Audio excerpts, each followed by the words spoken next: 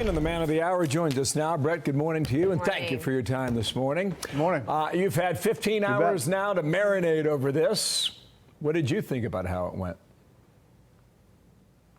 You know, guys, good morning. I left there right after the interview, and I thought, wow, this was really a lot more contentious than I thought. It was there was a lot of filibustering. I didn't really want to keep on interrupting, but if I didn't, I thought there were maybe be 4 answers total in the interview.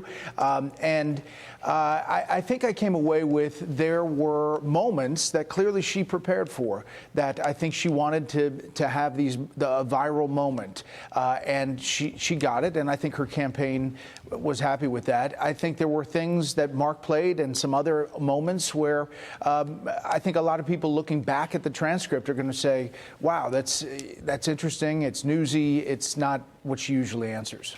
One of the things you talked about at some length was immigration. And if you pull up call for number 1, this is about her reaction, the Biden-Harris reaction to migrant crime. Let me just say, first of all, those are tragic cases. There's no question about that. So do you owe them an apology is what I'm saying? I will tell you that I am so sorry for her loss. I'm so sorry for her loss, sincerely. But let's talk about what is happening right now with an individual who does not want to participate in solutions. Let's talk about that as well. But do you want to answer in all fairness, I told you, I feel awful for what she and her family have experienced.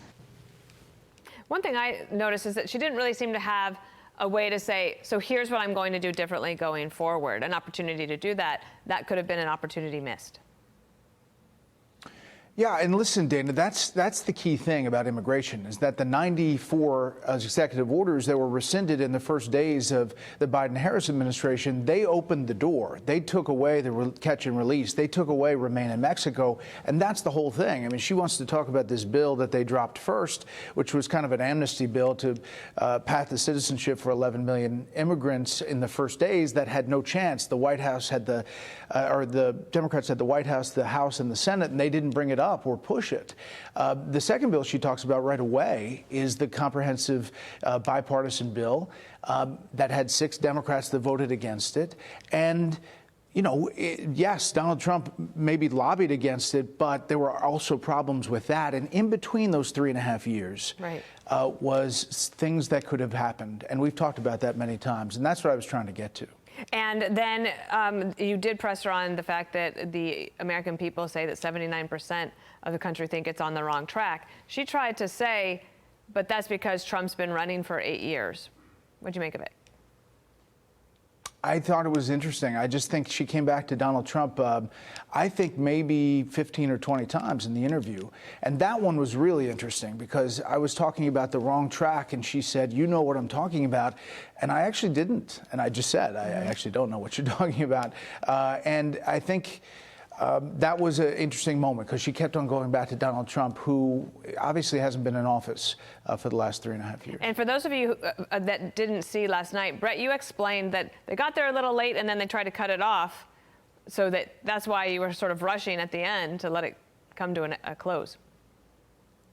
Yeah, it was a quick dismount because I had a lot of people rapping me doing the big rap. But listen, I'm very grateful that they came on, and dealing with the Harris people has been fine. It was a little tense because we had a time deadline, and it started later.